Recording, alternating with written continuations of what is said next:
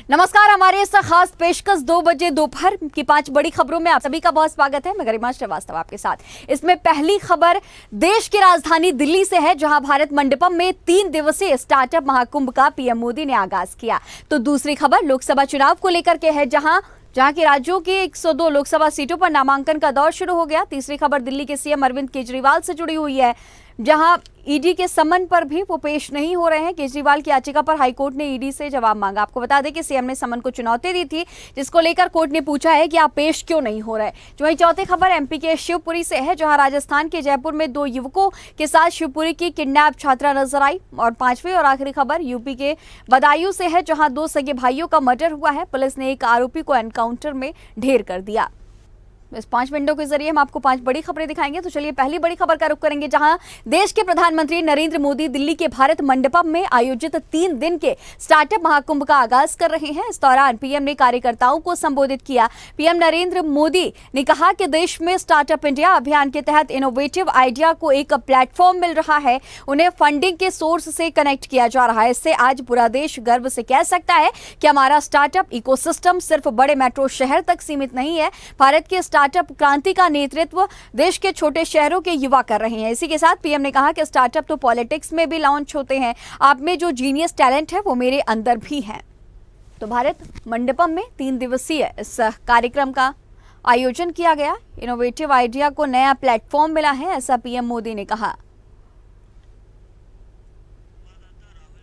इसी खबर पर तमाम जानकारी के साथ दिल्ली से हमारे संवाददाता राहुल झा हमारे साथ जुड़े हुए हैं। राहुल, अब 3 दिवसीय इस कार्यक्रम का, इस इवेंट का आयोजन किया जा रहा है। स्टार्टअप को लेकर तमाम बड़ी बातें देश के प्रधानमंत्री नरेंद्र मोदी ने कही हैं, और ये कार्यक्रम भारत के युवाओं के लिए, भारत के युवाओं के सपने के लिए किस तरह से बेहतरीन साबित होगा, इसको लेकर भी तमाम पीएम ने बातों का जिक्र किया है। क्या अपडेट?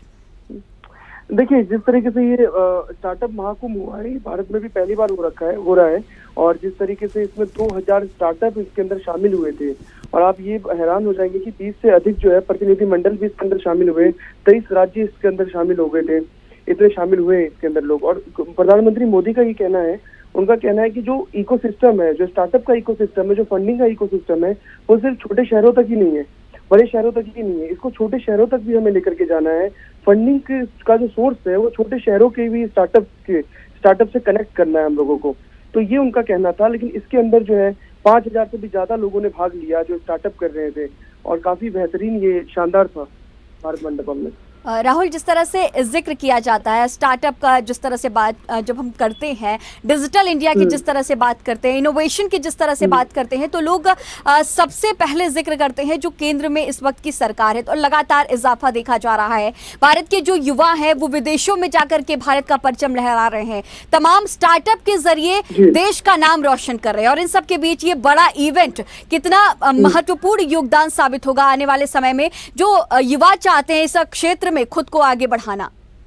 देखिए, काफी युवा ऐसे हैं जो करते तो है, जिनके पास टैलेंट तो है, स्किल्स तो है, लेकिन वो उनके पास फंडिंग का सोर्स नहीं है। फंडिंग के चक्कर में जो गांव के हैं, जो दूर दराज के जो युवा हैं, वो पीछे हो जाते हैं, वो रह जाते हैं, क्योंकि उनके पास स्किल्स होते हुए भी फंडिंग का सोर्स वो नहीं कर पाते। इस स्टार्टअप महाकुंभ से ये होगा कि फंडिंग के जो सोर्स हैं, जो उद्योगपति भी इसके अंदर काफी आए, उन्होंने पार्टिसिपेट किया, उन्होंने पिकअप किया लोगों को कि किसको कैसे करना चाहिए। और देखिए, सबसे बड़ा चीज जो है, लोकसभा का चुनाव भी आ रहा है, ऐसे में जो अनएम्प्लॉयमेंट को लेकर के सबसे बड़ा सवाल जो देश में बनता आ रहा था, अभी तक जो बन रहा था, विपक्ष भी इसको उठा रही थी सवाल कि अनएम्प्लॉयमेंट की ज्यादा है, उसके अंदर एक पॉजिटिव साइन है कहीं ना कहीं महाकुंभ, ये जो स्टार्टअप महाकुंभ हो रहा है, और एक बूस्ट करेगा, ये लोगों को बूस्ट करेगा, उनको बूस्ट करेगा जो कुछ छोटा करना चाहते हैं, छोटा रोजगार खोलना चाहते हैं, युवा जिनके अंदर स्किल्स तो है लेकिन वो फंड के चक्कर में कुछ नहीं कर पाते।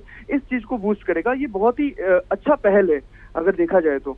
राहुल, जिस तरह से अभी अभी आपने जिक्र किया कि लोकसभा चुनाव भी बेहद करीब है और युवाओं के लिए ये बहुत बेहतरीन साबित हो रहा है, तो युवाओं की जिस तरह से बात की जाती है, विपक्षी दल युवाओं की गारंटी की बात करते हैं, वहीं जो राज्यों में, जिन राज्यों में बीजेपी की सरकार है, हम देख रहे हैं कि कई सारे इन्वेस्टर समिट भी हुए ताकि युवाओं को रोजगार के अवसर मिल सके। और अब ये स्टार्टअप महाकुंभ देश में पहली बार आयोजित किया जा रहा है। कहीं ना कहीं इसे इस तरह से भी जोड़कर देखा जा सकता है कि युवा अब बहुत बड़ी संख्या में बीजेपी की तरफ आकर्षित होंगे। बिल्कुल बिल्कुल, जिस तरीके से देखेंगे हम, जिस तरीके से हमेशा से सवाल खड़ा होता है कि युवाओं में अनएम्प्लॉयमेंट ज्यादा है, विपक्षी पार्टी अनएम्प्लॉयमेंट की जो है एक बहुत बड़ा मुद्दा बनाती हुई आई है अभी तक। इस चीज को। तो कहीं ना कहीं ये बीजेपी जो है सरकार जो है ये युवाओं को अपने पक्ष में करने के लिए स्टार्टअप का और छोटी छोटी चीजें जो ये इनिशिएटिव्स है बहुत अच्छा स्टेप है जो उठा रही है कि ताकि युवा जो है युवा वर्ग जो है उनको इस तरफ लाया जाए। कहीं ना कहीं एक प्लस पॉइंट है सरकार के लिए भी। ठीक है राहुल, तमाम जानकारियों के साथ बने रहने के लिए आपका बहुत शुक्रिया।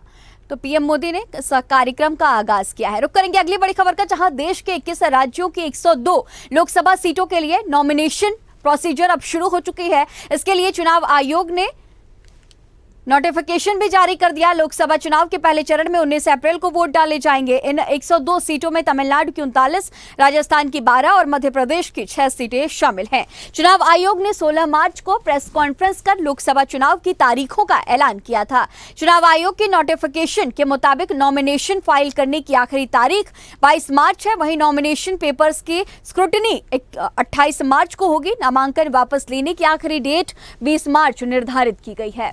तो तमाम तैयारियां की गई है। बिहार में त्योहार के चलते शेड्यूल में बदलाव किया गया। यहां नॉमिनेशन की आखिरी तारीख 28 मार्च निर्धारित की गई। स्क्रूटनी 30 मार्च को होगी। वहीं बिहार के कैंडिडेट अपना नाम 2 अप्रैल तक वापस ले सकेंगे। मध्य प्रदेश के सीधी, शहडोल, जबलपुर, मंडला, बालाघाट और छिंदवाड़ा में 19 अप्रैल को वोट डाले जाएंगे। इन सीटों पर नॉमिनेशन प्रोसेस 20 मार्च से शुरू हो रही है, यानी कि आज से। पहले चरण में उत्तर प्रदेश के 8 सीटों पर नामांकन होगा, जिसमें सहारनपुर, कैराना, मुजफ्फरनगर, बिजनौर, नगीना, मुरादाबाद, रामपुर, पीलीभीत शामिल हैं। इसी के साथ राजस्थान की 12 सीटों पर नॉमिनेशन भरे जाएंगे। तो बिहार में पहले फेज में 4 लोकसभा सीटों पर चुनाव होगा, जिसको लेकर अब नामांकन शुरू हो गया है। इसी खबर पर तमाम जानकारी के साथ हमारी सीनियर एडिटर मुक्ता पाठक हमारे साथ जुड़ी हुई हैं। मुक्ता जी, देखिए अब जो नॉमिनेशन का जो प्रोसीजर है वो अब शुरू हो चुका है। 21 राज्यों की 102 लोकसभा सीटों पर नामांकन। मध्य प्रदेश के भी तमाम जो सीट्स हैं वो भी शामिल है। तमिलनाडु की, राजस्थान की, उत्तर प्रदेश की और भी तमाम सीटें इसमें शामिल है। क्या कुछ अपडेट, क्योंकि नॉमिनेशन हो रहा है और बिहार में बदलाव भी किए गए हैं? जी बिल्कुल, देखिए अब जिस तरीके से जो पहला चरण का जो मतदान होना, उसके लिए सारी अगर हम कहें तो पार्टियों ने कमर कस ली है। जहां जहां उम्मीदवार की घोषणा हो गई है वहां पे चुनाव प्रचार शुरू हो गया। अगर हम मध्य प्रदेश की बात करें तो मुख्यमंत्री डॉक्टर मोहन यादव आज सीधी में रोड शो कर रहे हैं।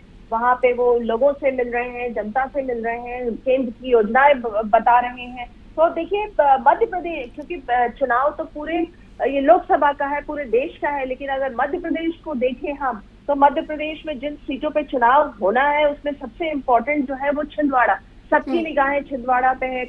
बीजेपी की है क्योंकि ये कांग्रेस के पास में है। 29 यहाँ पे सीटें हैं, उसमें से 28 बीजेपी ने पिछली बार जीती थी, एक छिंदवाड़ा बस हारा था। अब बीजेपी का पूरा फोकस छिंदवाड़ा पे है। लगातार वो कोशिश कर रही है किसी भी तरह इस सीट को वो कांग्रेस से हथिया ले ताकि 29 की 29 सीट मिले। तो अब जो एक चुनाव प्रचार जो है, गहन चुनाव प्रचार शुरू हो गया। जैसे मैंने आपको बताया, मुख्यमंत्री डॉक्टर मोहन यादव जो है आज से उन्होंने चुनाव प्रचार एकदम शुरू कर दिया है इस लोकसभा को लेकर। इससे पहले भी बीजेपी लगातार रणनीति बनाती रही है। उन्होंने चुनाव रथ रवाना किए थे आज से 10 दिन पहले और उन्होंने अपने उम्मीदवारों की घोषणा बहुत पहले कर दी। तो लगातार हम देख रहे हैं बीजेपी एकदम माइक्रो मैनेजमेंट कर रही है। बूथ विजय अभियान उनका 10 दिन का चालू है, जिसमें उनके सभी कार्यकर्ता, बड़े लीडर्स बूथ पे पहुंच रहे हैं, क्योंकि उनको हर बूथ पे 370 वोट बढ़ाना है। जैसा कि प्रधानमंत्री नरेंद्र मोदी का कहना है कि 370 पार का नारा है, तो हर अगर बूथ पे 370 वोट बढ़ेंगे तो 370 का जो लक्ष्य है वो अचीव कर पाएंगे। मुक्ता जी, जिस तरह से अभी आप जिक्र कर रही थी छिंदवाड़ा सीट का, हाल ही में आपने 1-to-1 चर्चा भी की थी, वो बीजेपी के भी प्रत्याशी से, कांग्रेस के भी प्रत्याशी से। तस्वीर क्या कुछ नजर आ रही है छिंदवाड़ा सीट की अगर हम बात करें, क्योंकि ये गढ़ माना जाता रहा है कांग्रेस का? बिल्कुल, देखिए यहाँ से ये कमलनाथ का गढ़ है, लेकिन छिंदवाड़ा की अगर हम बात करें तो पिछले 2 बार के लोकसभा से 2014 में 1 लाख से ज्यादा का मार्जिन था, लेकिन वो घट के 37,000 आ गया 2019 पे। तो ये जो मार्जिन जिस हिसाब से घट रहा है उसको लेकर बीजेपी कोशिश कर रही है कि मार्जिन को और घटा सके। तो हो सकता है बीजेपी ये सीट हथिया ले। हमारी वो जैसे कि वो जो बीजेपी का कैंडिडेट है विवेक बंटी साहू, जब वो बीजेपी दफ्तर में थे 2 दिन पहले, लगातार कम से कम 5-6 घंटे की मीटिंग केवल छिंदवाड़ा की रणनीति पे हुई, जहां पे प्रदेश अध्यक्ष वी डी शर्मा, मुख्यमंत्री डॉक्टर मोहन यादव और तमाम बड़े नेता मौजूद थे और लगातार अपने कैंडिडेट को वो बूस्ट कर रहे थे कि उनको घबराना नहीं है, भले ही कमलनाथ का गढ़ हो, भले ही कांग्रेस का गढ़ हो, लेकिन बीजेपी को पूरा अपनी ताकत झोंकना है। पूरी पार्टी उनके साथ लगी हुई है कि छिंदवाड़ा जो है इस बार बीजेपी हथिया ले। ठीक है मुक्ता जी, तमाम जानकारियों के साथ बने रहने के लिए आपका बहुत शुक्रिया। तो मध्य प्रदेश की 6 सीटों पर नामांकन शुरू हो गया है। रुक करेंगे अगली बड़ी खबर का, जहां दिल्ली हाईकोर्ट ने मुख्यमंत्री अरविंद केजरीवाल को बार बार समन भेजे जाने पर बुधवार को एनफोर्समेंट डायरेक्टरेट यानी कि ईडी को तलब किया। कोर्ट ने ईडी को अपना पक्ष रखने के लिए 2 हफ्ते का समय दिया है।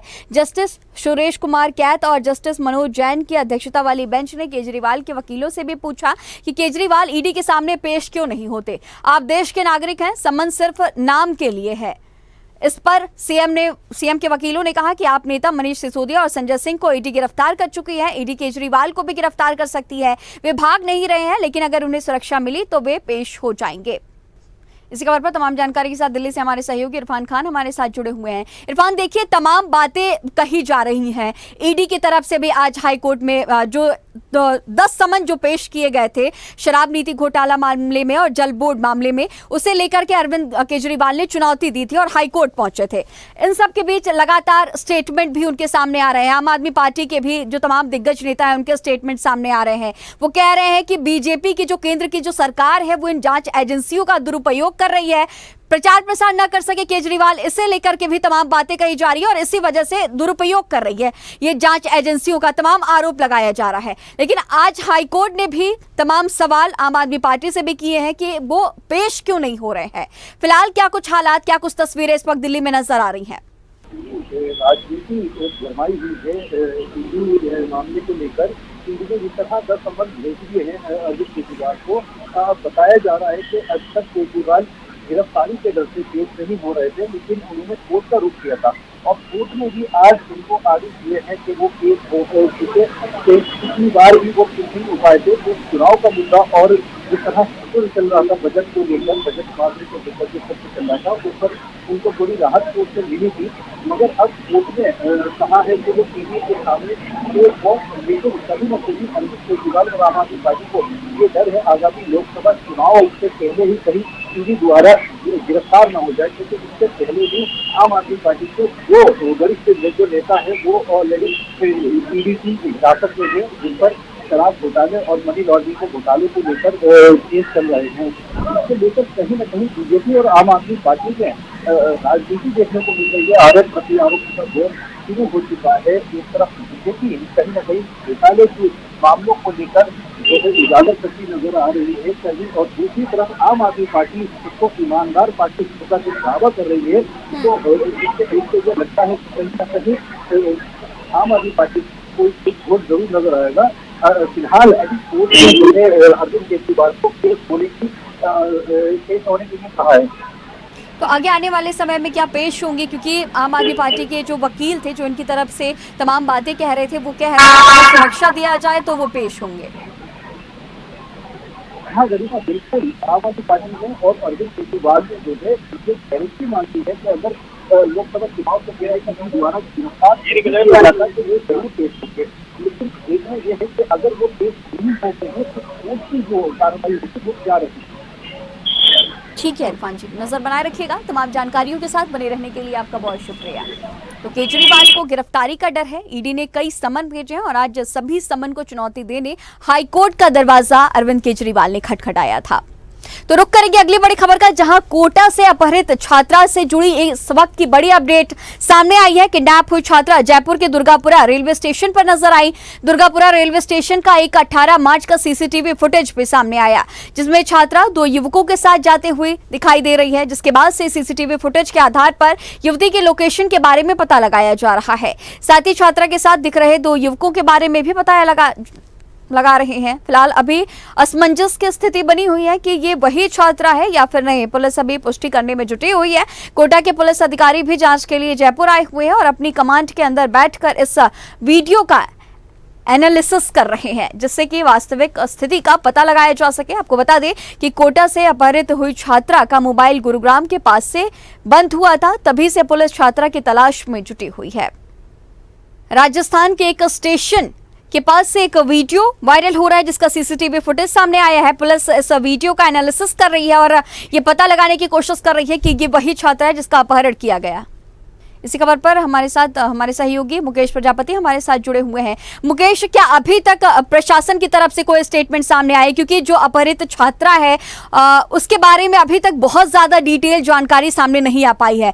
खुद केंद्रीय नागरिक उड्डयन मंत्री ज्योतिरादित्य सिंधिया इस बारे में से लेकर के परिजनों से भी बच्ची की बातचीत कर चुके हैं और अब तक कुछ सामने नहीं आया। सीसीटीवी फुटेज 18 मार्च का सामने आया है। हालांकि पुलिस अभी तक इस बात की पुष्टि नहीं कर पाई है कि ये बच्ची जो उसमें नजर आ रही है ये वही छात्रा है जो जिसका अपहरण किया गया है। फिलहाल क्या कुछ स्टेटमेंट, क्या कुछ अपडेट? जी गरिमा जी, मैं आपको बताना चाहूंगा कि ये शिवपुरी की छात्रा है, बैराड़ की रहने वाली है। यह छात्रा 30 तारीख को किडनैप हो गई थी, जिसका अभी तक कोई पता नहीं चल चुका है। इसमें ये है कि अभी पुलिस जांच में जुटी हुई है। वीडियो सामने आया, उस वीडियो की अभी पुलिस पुष्टि नहीं कर रही है, अभी जांच में लगी हुई है। पुलिस का ये कहना है कि अभी हम फिलहाल जांच कर रहे हैं उस वीडियो का। ठीक है मुकेश, पूरे मामले पर नजर बनाए रखिएगा। तमाम जानकारियों के साथ बने रहने के लिए आपका बहुत शुक्रिया। हमारे इस खास बुलेटिन में फिलहाल इतना ही। खबरों का सिलसिला लगातार जारी रहेगा। बने रहिए स्वदेश न्यूज के साथ। सबसे पहले देश।